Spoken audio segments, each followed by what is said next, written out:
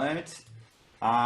Today we're going to be going through a bit of a Zoom webinar style sort of meeting session. So there's a few things that I want to just go through as we're doing that, just to set ourselves up for success for this session today. And probably some of the opportunities that you get out of these particular sessions is really to look at ways that you can manage a remote debrief, in particular, given the fact that we're shifting or transitioning from the remote working arrangements back into recommencement again in many ways. So there's probably good timing in that regard when we're starting to look at the debriefing that needs to go on in preparation for getting back into work. We'll be going for about an hour today in total, and I'll keep to the time today. So, but we've been testing a few different things. So firstly, there's a Google Doc here on the screen, which I'll get Mel to also post into the chat function.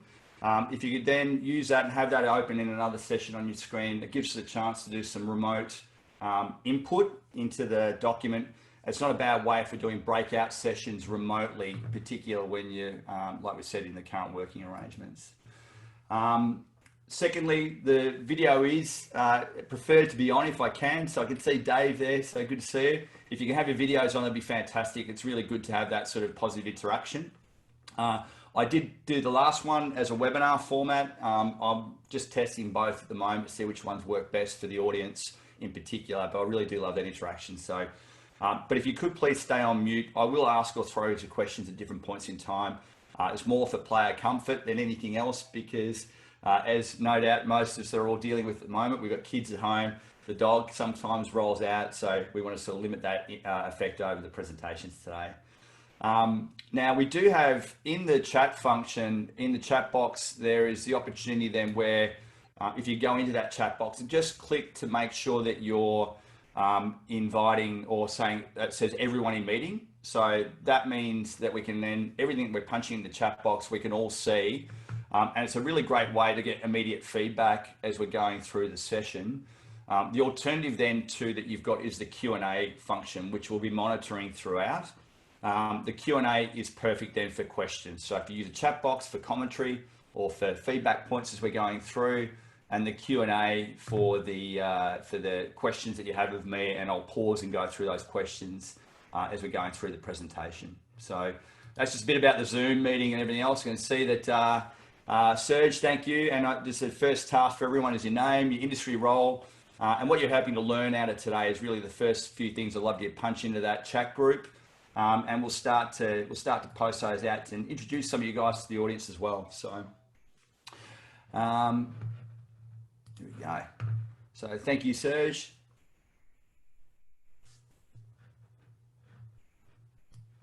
And if you want to like I said, if you want to go through your name, your industry, or your role, and what you're hoping to learn out of today, that'll be a first little chance to sort of test the usability on Zoom for everyone in the meeting.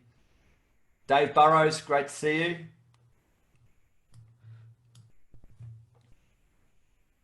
A few others coming through. Whilst they're coming through, I'll cover off on what I'm going to cover off really on today. Lessons learned versus lessons earned. So we're really going to be talking through about the ways that you can use debriefing to improve performance within your teams, and in particular how high performance teams use them. And I'll give a great analogy from the outset, which some of you might be familiar with one of the football teams that I've been involved more with recently. But equally, it's a great metaphor for the way that we use debriefing and everything else to improve performance generally within businesses. So Shane, great to see you there too. Thank you for joining in. Lady Ann, thank you for joining, the teacher there. So Roland, I understand, Roland, yeah, lots of challenges at the moment. I know I've had to break from one of those challenges right now to come and continue with our presentation. So thank you for joining us at this time as well. Interestingly, debriefs and when we're going to do them is going to be one of the key points we'll talk about, and some of the benefits that you get out of them. Importantly, we want to talk about how to create that safe environment, how to set yourselves up for success, and how we can really take away the real learning from these things and the opportunities that we've earned through the difficulty we've gone through. Cam, great to see you on board too. At the end of the session, we're going to have all these resources available to you. So we'll have a copy of the presentation, a video of the presentation, and access to some other documents that we'll use that you can take away and use your own business. So one of the one of the tools that that I use, particularly for debriefing, an Excel spreadsheet, and also in a PDF form for you to take away, and some of the matrices that I'll go through as well. So please take notes, please ask questions that we're going through, or put the questions through in the channel, and we'll get stuck into it now anyway.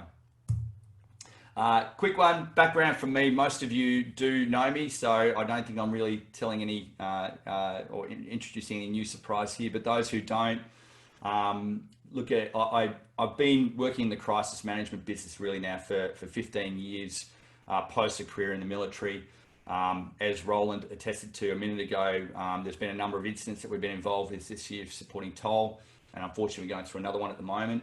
But equally, I provide that same sort of support to a number of different clients. And this year's been pretty well a ridiculous year if you compare the amount of events and the scale and complexity of each of these different incidents, all overlaid in many ways together. So the main focus really with all of the work that I do is around helping to prepare teams for these types of situations. So this type of training, helping to manage a response or supporting during a response.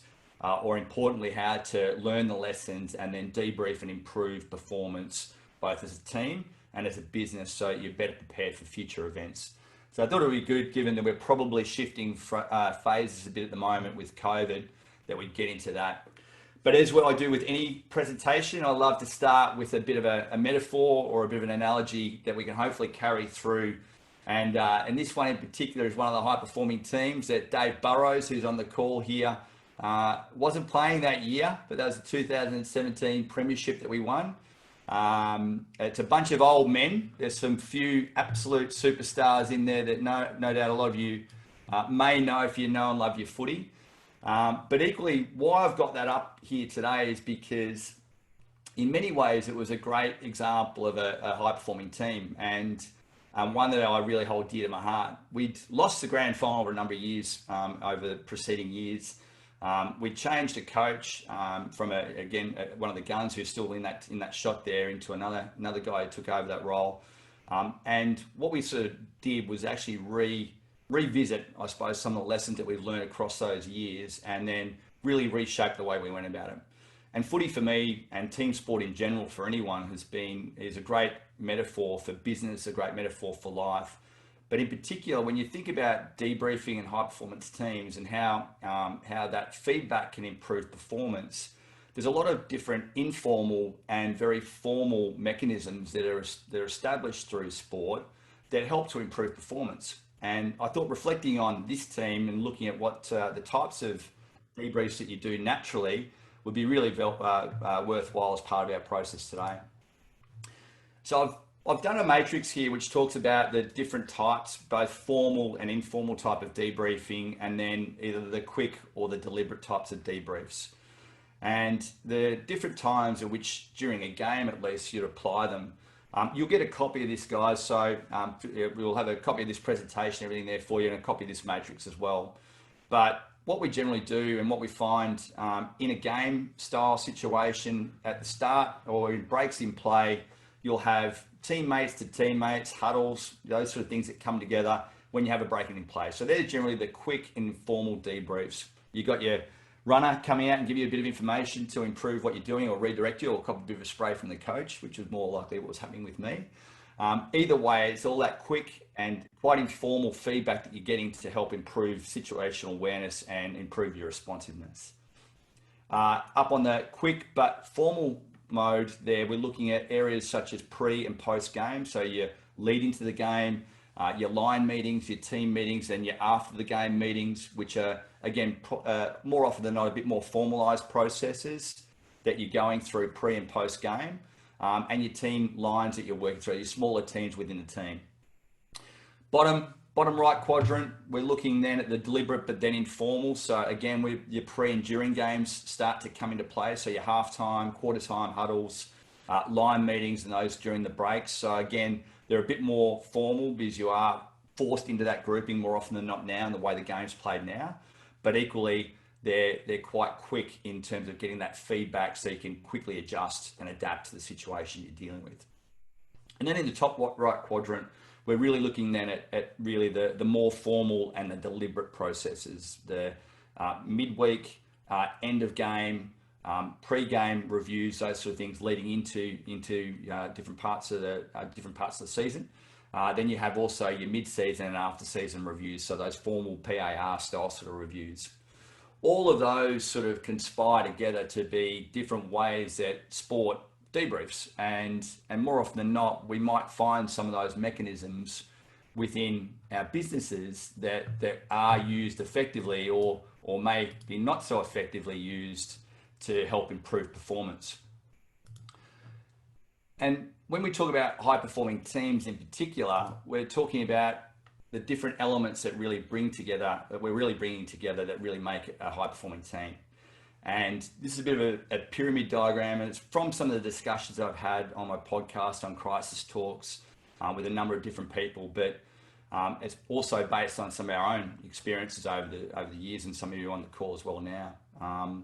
Really, that foundation that we talk about from high performance is really that trust, and that trust really comes through that shared hardship. So in the context of the football team again, you might look at the pre-season where you're really putting in those hard yards into your legs to really build up your base really for the season. It's the July freezing night, sleeting rain, where you're standing side by side with your fingers frozen in Canberra, Mike Whitelaw, freezing your hands off, and you're still out there training, trying to perform together as a group. It's your shared hardship that starts to build the basis of your trust with each other. And it's also how you're executing during the game. So as you're experiencing different incidents, events, or otherwise, you start to build that trust in your own performance, and then in the collective performance of your team. Empowered is often an overused term, I think, when you're talking about business and about communications in general, or about team dynamics. But empowered teams really understand what their role is, what their objectives are, and they're able to get out there and execute against those. We use the analogy again from a sporting one. The coach can't be out in the field playing the game for the players. So the team players, the leaders within the leaders within the teams need to be the ones who are empowered and able to step up and deliver when they're out in the heat of the battle. Common MO, modus operandi. I ran out of space there, so I just shortened that. But a common modus operandi is like your SOPs. It might be, in the military parlance for us, it was a doctrinal methodology that we applied. It gives us a common language. It gives us a common approach on a game day situation. For a sporting club, it's really about their style of play that we're talking about. Individually excellent, we know we're capable, we're confident, and we're competent and proficient. And at the end of the day, we're task oriented. So high performing teams really exude a lot of those different qualities that really come together or conspire together really effectively to create what is often an awesome environment to be a part of. When we start to look at then the effects or the other impacts on the team, we're looking then at environmental factors. So what is the conditions that you're particularly dealing with? What's the opposition looking at? What's the competitive environment that you're looking at? And the ability to merge and adapt quickly to those situations or adjust our methodology to an opposition depends on how quickly and effectively we're able to communicate with each other. And in this case here, this is where debriefing really comes into its own. So we're able to look at the ways that we can quickly adjust to what's happening and what we're seeing out there, and then get our teams oriented to what the problem is, and then starting to work our way through it. And that way we're able to adapt to any of these situations as they come around. I think it's good at this point in time, and what I'm going to use really is a bit of a tool here, which is the breakout room. So bear with me for a second.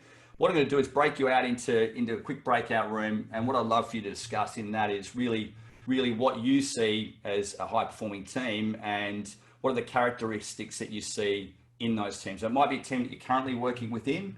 It might be a team that you aspire to be like. It might be a business that you know or otherwise. Either way, I'm interested in seeing what your thoughts are around what that high performance team is, and you'll be able to discuss this with each other. So be setting the breakout rooms, you'll be able to discuss it with each other, and then we'll come back in a few minutes time and converge and talk about some of your feedback points to it. So I'll let you break out now, and it's just give me 1 second there.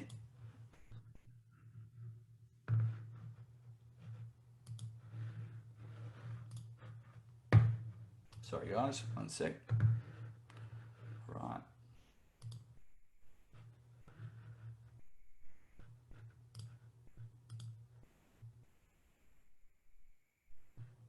I'll just reduce those down. We'll bring it down to 4. There we go.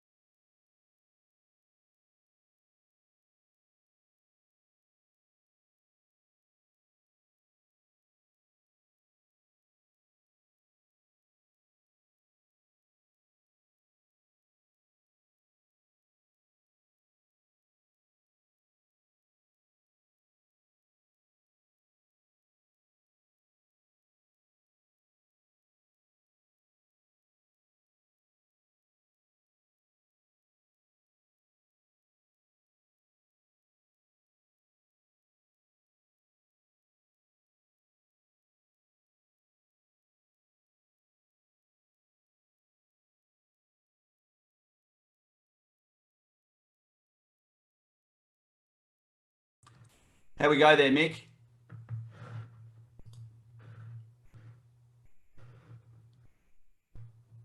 Numbers and kept saying, "Come off mute, talk to me." Didn't hear anything back. So. Lloyd, how'd you guys go?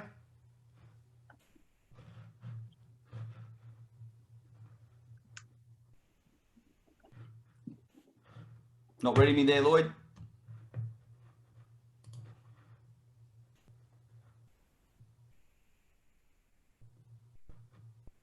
Chris, how you going there, mate? You're all loud and clear? Yeah, we've got some IP issues. Roger.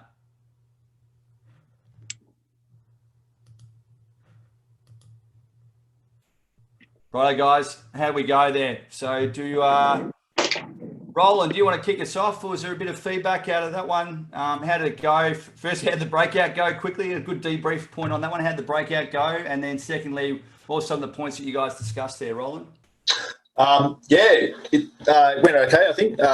Probably it was quicker than I would have expected, I suppose. But I think the general flavour was trying to keep the teams connected in a world where you can't have those offline general conversations.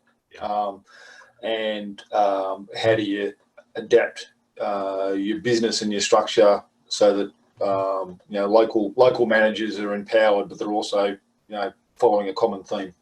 Yeah, good points. Really good points there. Mick, any there from your team there, Mick? Yeah, a couple of things. Just I think what constitutes a high-performing team is really based on clarity of purpose, so everyone knows what they're doing and why, and a deep understanding of it. The next one was around freedom of action. The team needs a lot of rope to learn, solve problems themselves, not be micromanaged. As Roland was just saying, that empowerment element comes to play pretty strongly there. I think trust and respect is foundational. That's kind of we've drawn out your pyramid. The other one for me is the pursuit of excellence, to grab a bit of a military anchor there. That willingness to constantly learn, adapt, acknowledge errors and faults, not attribute blame, use it as an opportunity and innovate from it. So a couple of things there that leapt out for me as key to a high-performing team. Gold. No, I think the brilliant thing that we get with these types of sessions is you get a good broad perspective on different issues as we're going through. So I'm going to keep doing a few more little breakouts as we go through. The next one we'll get into will be a bit more about the what, the how, the when, and the how you and who would be involved, particularly from a debriefing point of view. So we'll stand by for that one the next time round. What I did miss out for you guys though too is that Google Doc has got the questions on there as well. So if you have that that Google Doc open, there's another doc on your screen, you'll be able to see what the questions are as we go through. So I neglected to say as we're going in. So that's one of the improvement points for me straight off the bat. So when we just getting back into the presentation now, the one of the key things that we do talk about or we've sort of built out as a bit of a model for called the adaptive leadership model, which is really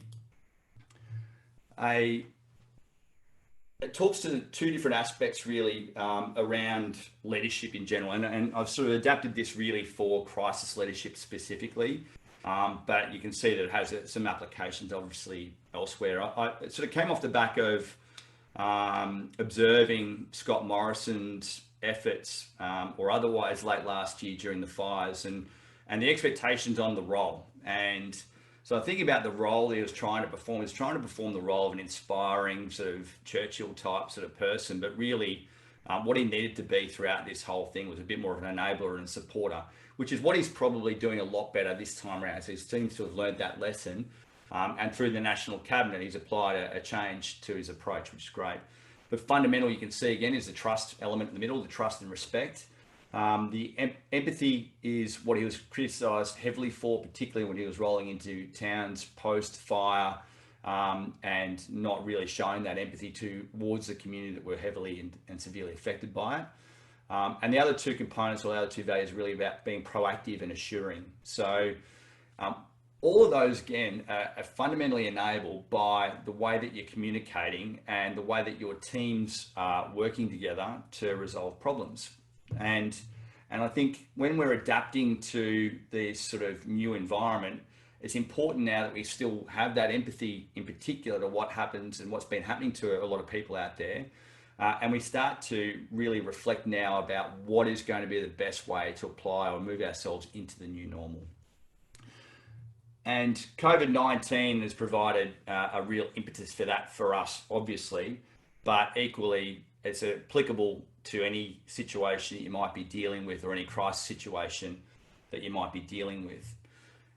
Which begs the question of who would be participating in these sort of debriefs. And more often than not, when you're having an incident, you're really looking at multiple layers that will be involved. And so what I sort of talk about when we're doing a debrief, whether it be a formal or an informal process, is the layers that we normally bring to bear in that debrief. So we sort of have a few different layers that really come into play that emanate from the scene. So the scene here in the middle. So that will generally be where your responders are operating. It will generally be the impacted victims, or others may be. It may be there's no scene in this particular instance, aside from where you might have a cluster or an outbreak situation. So it's quite different in the context of COVID, which is more of a top-down activation. You've then got your site or your coordination sort of layer. So this is where you've got a lot of either mid-level, low-level sort of managers, supervisors that are responding and supporting in and around either the site that may be impacted, if it's an on-site issue, or if it's an off-site issue and there's a scene out in the field, then they're generally the people that are the first called upon to start to activate or coordinate whatever response falls behind it. Next level up, you're generally looking at your sort of management layer, so it's more of your operational level, and some businesses may sort of merge the two, the operational and the co-ord. And it may depend on what your business structure is. But then lastly, we've got the strategic. And in this case here, or most cases, that'll be your crisis team. For any situation, you want the perspective of all. And for any debrief, you really want to make sure that all aspects are considered, because it really brings together all the right people to give you the right perspective about what happened and what you can learn from next time round. So who participates in these becomes really critical. What you want to find out then becomes equally as important, because more often than not, there's two ways that we're looking at a debrief. We're looking at it either from a lessons learned point of view, or we're looking at it from a root cause. And so I'm going to separate the root cause and put that into the investigation bucket. Really, for what we're talking about today, it's really about debriefing for performance, debriefing for realizing opportunity and improvement, and debriefing for recognizing improvement back into high-performing teams, whether it be a crisis organization, whether it be any type of business you're dealing with, or after any situation. In the context of COVID now, it's what we're doing to reflect about what's happened, but then equally build for the new future. So what we want to try and find out is really what happened, what works, what didn't, what opportunities these present, what can we learn individually and collectively, and what can we take away from these particular things.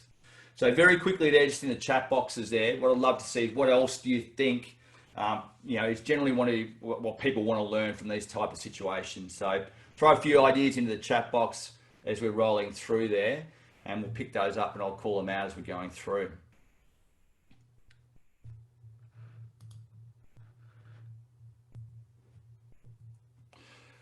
What I'm going to do is we're going ahead with those anyways. I'll talk to some of the how. And we mentioned it before with the analogy from the sporting environment. When we're talking about the informal and formal debriefing process, we're also talking about the quick or the deliberate. So both of those really come into play depending on the nature of the incident that you're dealing with, or the extent of the incident you're confronted by, or overall what you want to achieve as an organization moving from one mode of operating into another, which is what we're seeing from COVID. I've spoken about the different types previously, but in particular, what I want to zero on today is around the remote management of these particular debriefs. And some great tools that are out there that you can use, not dissimilar to what we're doing right now in Zoom meetings. I've been doing a number of debriefs over the last few weeks for a number of clients, quite naturally because we haven't been able to physically be there. We had the tropical cyclone Harold over in Southwest Pacific, so debriefing teams remotely from that has been the only means of doing it. And you find with these different little breakouts and those sort of things, you give a bit more time in the breakouts for the teams to really work through the problems, but really setting them up for success rolling in is really important. So having the survey or having some sort of information you can share with them beforehand is always a good way to go. Having the interactive mode in this particular forum is really good. And ideally, you just really want to keep it less is best. So I'm obviously doing a lot of talking today, but it's a bit of more of a webinar presentation style. But the key is that you want to start to generate conversation between the people that were involved. And if you were involved yourself, it's about facilitating that engagement so that at the end of the day, you're hearing the lessons that are coming from everyone and you're able to absorb them appropriately. And we do that by leading through inquiry. So by asking the right questions, by then seeking the right engagement from the team and empowering them to lead that debrief format. Some of the best ones I've ever seen is where individual or junior team members are actually facilitating the process. When you do them is then obviously the other critical point. So we do them either routinely and proactively or periodically. So you might have, for example, a set period or a set rhythm that you apply for just general briefings, and that might be on your weekly catch-up, your weekly whip. Alternatively, you might look at a project-based approach where you've got a specific timeline or objective in mind. As you hit that milestone, you're doing another retrospective view. By all those sort of means, you start to build a constant way of working or a routine, and it establishes then as something that you do as a matter of course rather than by exception. The important thing post-incident that you're doing when you're performing a debrief is you've got to try and get them in as quickly as possible. And as we've seen this year, we've had 3 major incidents in a row. I've been involved in 3 major incidents in a row. Most of you had either the fires or might have been affected by COVID, so you might have only had the 2 that you've been working through, but some clients have been working through multiples at the same time. Now, each time you transition out of one into another, then you automatically start to forget the lessons that you've learned. Equally, post any immediate incident you have, especially like a field-based incident, you're often losing the people to leave and other arrangements might fall into their business as usual. So it's critical to try and capture them quickly so you can ensure that you're getting the lessons from them very quickly then. Some good comments coming through there. So some top-down decision-making post-crisis leaders community wondering where they fit in. Absolutely right, Shane. I think the challenge there is when you're managing these types of incidents, which is a top-down incident, it's very difficult to really get a sense of what the impact is of the decisions that you're making, because we're not having that opportunity to get out there and walk the floors, for example, as much as we'd like. So you've got to, we actually really need to try and force those opportunities through either debriefing or just having other opportunities where you're meeting with people on a less formal basis. I want to give an example. So this guy here is a bloke by the name of Darren Hodge, who's probably he's become a bit of a hero of mine. I interviewed Darren last year for the podcast, so it's episode 20. If anyone's keen to jump on board, Darren, flight mica paramedic. He's a bit of an aircraft nut, as I am as well. So he told a story, and he's written a book called A Life on the Line, which is a ripping book. And in that book, he spoke about an incident that he was involved in where the debrief actually didn't go well, and it actually had the most prolific mental effect on him in his whole career. And you can imagine this guy's turning out to some pretty horrific scenes. And we really explored that in the podcast and really brought it home to me, the effect that the poor debriefing or by not working through a debrief process can have, or by not following the appropriate formal processes, which it didn't in this case. The reason why I got him up under the quick debrief section here, though, is that over Christmas I was down at Inverloch. There was a terrible situation where a young child was fishing with their father. The father tripped over and had a fishing knife in his hand. Unfortunately, the child died from wounds from that horrific accident. Darren was one of the guys that turned out in the scene. The ambulance paramedics were there first. They flew in. They obviously spent a lot of time and effort trying to revive this young child. And he sent a message to me after the event, and he said, look, one of the things that really stuck in the back of my mind from the discussion that we had was the importance of a quick debrief. And what he did with all the people that were involved, all the responders that were involved, you imagine you bring together police and the ambulance guys that were there, people that he doesn't know, they're turning out for an incident, which is horrific. He pulled them all together immediately post, and they did a quick debrief there, which helped them all. And the feedback from all of them post that, when they went into the more formal debrief and review process, was that really helped them all, particularly from the mental impacts of what they were dealing with there on the day. So I can't reinforce to you enough the importance that these debriefs hold on not just capturing the lessons learned, but actually reinforcing to people the mental aspects and capturing those issues really early in the piece. So a quick debrief is a really good form of understanding the impacts very quickly with your team, and then being able to establish a more formalised process from their end from welfare recovery. The deliberate debriefs are obviously a lot more longer term, and depending on the scale or depending on the levels of involvement, require obviously a slightly more detailed planning process. And really, you've got the three phases: the pre, the during, and the post. And I want to sort of emphasize a few points from each of those we're going through. A good question there from Cam before we do get into that is managing the emotional regulation in a debrief. A really challenging one there, I think, mate. And you know, I've been through a number of these where there's been obviously fatality situations that people have either responded to, or other emergencies that they've been confronted by. Each of those have, obviously everyone has a different understanding or different locus of control in a situation, and by a locus of control I mean that what they can feel, that they're empowered to respond or control, what they're well prepared for mentally, or their own sort of resilience and how that affects their perception of what's happened at that particular scene. The difficulty and the challenge you find in any response is being empathetic to that situation, and still by leading by inquiry, and probably to coin another analogy from football, it's about playing the ball and not playing the person. So that helps to regulate the emotional impact, because it's not about what someone's done wrong, it's about what we've learned from this situation and what can we do to support each other. And that's really where the roles come into play as well. So your role as supporter, enabler, in those contexts become really critical. So it's very difficult to inspire someone who's obviously affected severely by a situation they've been involved in, but you can be there to support, or you can be there to enable. So picking that moment becomes really critical. Mick, we need to think about the accountability for corrective actions and lessons further down the line. Yeah, if we don't action the recommendations, they can come back and bite. And I think that's really a good point, and it's a really good segue into the post piece as well, because you know, you don't just do debriefs to make everyone feel better. It's not just one point there. It's actually about getting a benefit out of it for the whole group, both on a mental level, but also then on the organizational level and the performance levels as well.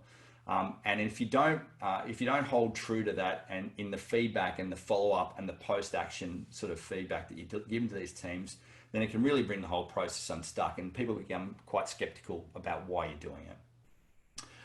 So this is why the preparation, particularly for a more formal or deliberate process, is really important. So your scope's right, your preparation's there. If you're doing any interviews that's coming in, and you're set up for it to make sure it is a safe environment, becomes really key there as well. You often hear about them having a seating arrangements, the aesthetics of the room come into play there as well. So it's not one person standing up and dictating. You're all on the same level, becomes really important there. The during, this is a great quote from a mate of mine, Mark Arman, who's a footy coach for Coral Rutherglen. Last 3 years been up there helping those guys with their preparation and their planning for each of the seasons. And he uses the term curious over offended. So people apply that sort of curious methodology in the way that they're engaging and the way that they're receiving feedback. Then it means that they're obviously helping either the deliverer of that feedback or the receiver to not be offended or offensive in the way they're going about it. So curious over offended is a really good term. The other way is about leading through inquiry, as I mentioned there before. The way to manage the session that I find is having a good structure around it and having the appropriate time. I often find that an hour session, depending on the level of group, if you're looking at an extended debrief, is often not enough. So you're really looking at probably an hour and a half to 2 hours to give the appropriate head for people to have their conversations and updates during the debrief.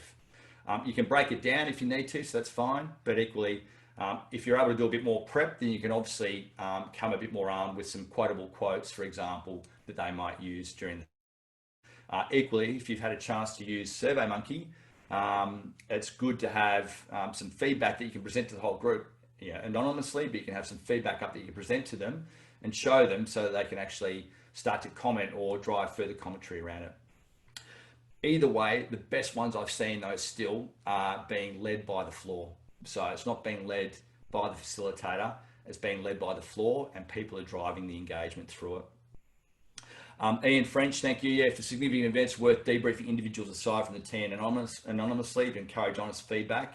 A great way to go about things. So those preparatory interviews really become important, and likewise the other sort of formats you can capture it in become equally important. I'm not going to go through this in detail, but what I've got is a copy of that for you. The key things I want to talk to you though is really the focal area. So what's the focal area that you're going to zero on? They can change. You can base it whatever you like based on what performance feedback you need, the stats that you need to, your KPIs that you have in place might be your focal areas for your debrief. What I find is this is not a bad one, and it's one I use more often than not when I'm looking at a business's resilience capabilities, their frameworks, their crisis management arrangements. So it's actually a really good method or structure for reviewing how they activate, how they come together as a team to set an objective at the start, and how they respond, recover, and communicate with each other. 3 key areas: what worked well, what can be improved, and who or how is that going to be improved. The big thing you'll find, and no doubt a lot of you have performed debriefs, is everyone will talk about what could be improved. It's often really important to reinforce what worked well. And in particular, when you're dealing with a difficult or emotional impact, really zeroing in on what worked well becomes really critical. And that's why the timeliness of these things becomes really challenging. You want to try and do it as soon as possible post so you can capture what's fresh in everyone's minds. But equally, you want to sort of give it enough balance so that it's not really impacting the emotional levels even further. Darren's analogy before that was great. He grabbed them at the end of that scene, once they were closing out the scene, before they all went off in their own ways to separate areas of their own workplaces, police, local ambulance, and then these guys who flew in, capturing them quickly really helped them all recover emotionally post. And post, as I said before, the report, the follow-up, action planning, execution. If you don't give it the respect of executing the changes post and you actually haven't learnt anything, all you've done is actually go through a process and come out the other end, and you haven't earned the right really to correct it within your own business. So if you don't give it the due attention post, and that's the most challenging piece here, is we often talk about we need to get back to business as usual. In the TIO bombing incident that happened up in Darwin there, Richard Harding, the CEO, he had the same approach. He said, look, I said to myself that we're hoping to get everyone back at work, back into business as usual as quickly as possible, a month, 2 months post. He said the emotional impacts of that particular incident were felt for 18 months. And he admitted that he underestimated that impact on the business. So you can see that in that desire to get back quickly, it can often be overlooked about what the real things you need to do to make your business more resilient to any further events, and make it more anti-fragile rather than being susceptible again to a follow-up event. So that execution and the follow-up post become really critical. Now, what I want you to do again is, and I'm going to share it up on the screen here this time, so you can punch some stuff in, but we'll put you into the breakouts as well. So if one of you has the capacity to bring up on your screen, that'd be great. But what we want to really look at here is just what, you know, in your own sort of work environments now. Let me share that screen with you. In your own work environments, what are you going to take back to your businesses now and work through to resolve the way you're going to respond and adapt post COVID-19? So what are some of the things that you're going to go away now within your own work environments and take back to your business to execute regarding COVID-19? So I'll put you into your breakout rooms again. I think it might mix you up again, so we'll see how we go. And no, it's back in the same rooms. I'll open the rooms up. I'll add a bit more time if I can. So I'll add a bit extra time. So we're about 5 minutes into discussion. We can break up from there.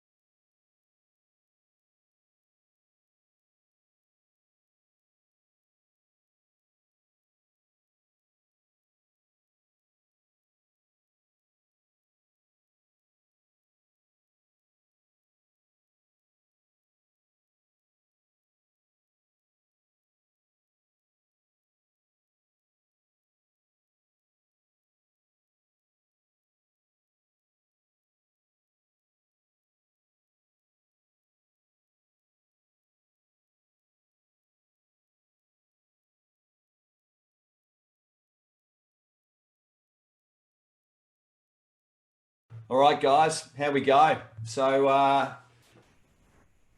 Cam Spencer, how are you going, champion? Great to see your face there, mate. How did you guys go? Yeah, mate, it was good. Like Ian, here in the UK, so it's a bit bloody early to be having these sorts of conversations. But hey, listen, there's some good things coming out in terms of comfort levels and discomfort levels about the situation that we're all currently facing as well. And I think one of the last things that Ian actually just mentioned is respecting that everybody's kind of different. And so while there's a desire to get everything back to normal and everyone back to work, maybe some people are really uncomfortable with that idea. Maybe some businesses are really comfortable with that idea as well. So I think something that's really important is just to get an understanding that everyone's kind of different. Everyone's kind of different, and everyone has different attachments to what's going on. No, you absolutely spot on as always there, mate. I think the fear, there's still a lot of fear and there's still a lot of uncertainty out there across the board. So having this sort of formalized process, I think, actually starts to really engage them and starts to give an opportunity to people to have their voice around what those concerns would be. Even if it is just an informal get together, that's a good starting point to get it to enable everyone to share the way they're feeling about the whole situation. Buzz, Dave Burrows.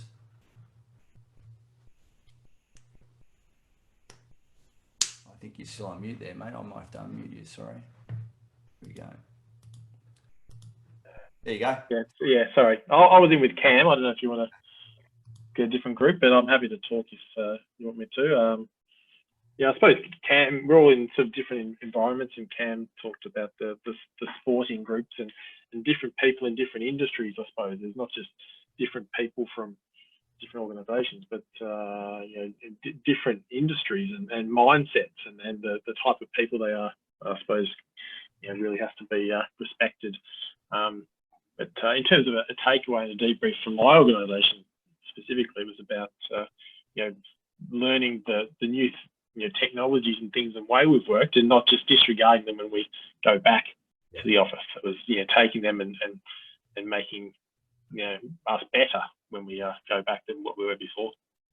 Yeah, couldn't agree more. I think that's I've actually been enjoying the lack of travel, so that's been quite nice, not having to be on the road, and it's also maybe engage in this sort of way. So I actually really I've enjoyed that challenge. Ian, are you able to come offline, or are you stuck on mute there? Or is there anything you'd like to share with us, Ian, about what you guys discussed in your group? Yeah, I was in with Dave and Cam. So you were there too? I picked 3 from 3. Sorry. I'll throw to Chris Hall.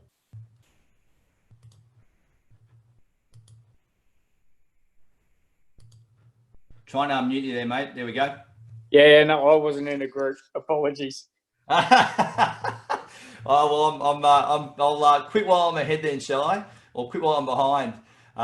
Look, what I want to do either way is to start to wrap up, and I think just what I wanted to share with you, I suppose, is some of the stuff that we've got, some of the resource that we've got, and some of you have seen some of these things anyway. But no, look, there's some stuff that I've been doing. I'm just trying to share that screen again. Sorry, guys. There we go.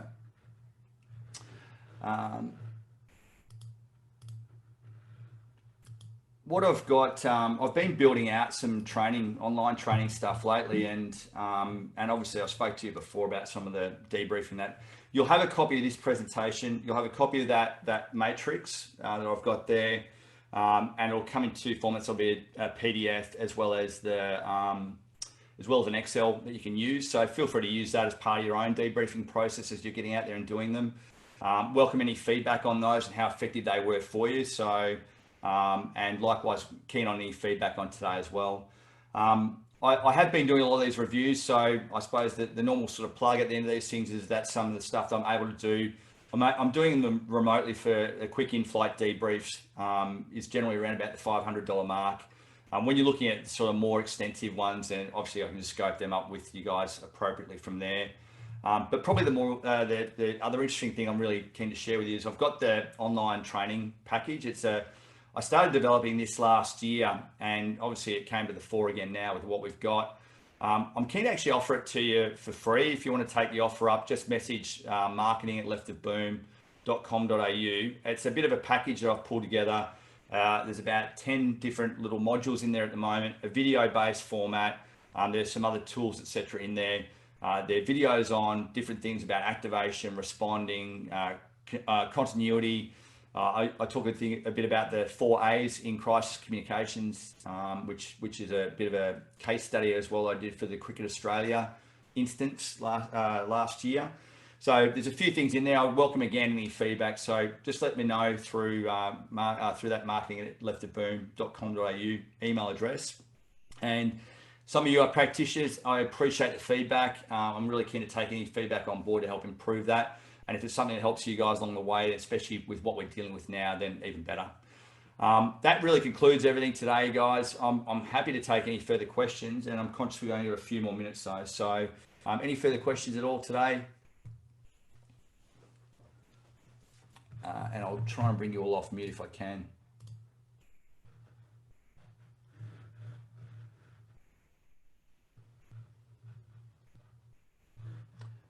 If you've got any questions, put your hands up and I'll bring you up if that's all right. Hey Grant, it's Ian from the UK. I'm just interested in sort of debriefing at scale. So not like a specific incident or a specific team, but a large corporate, how you get the whole thing coordinated, if you like. And also do it frankly, so that the CEO is not embarrassed and people can talk freely.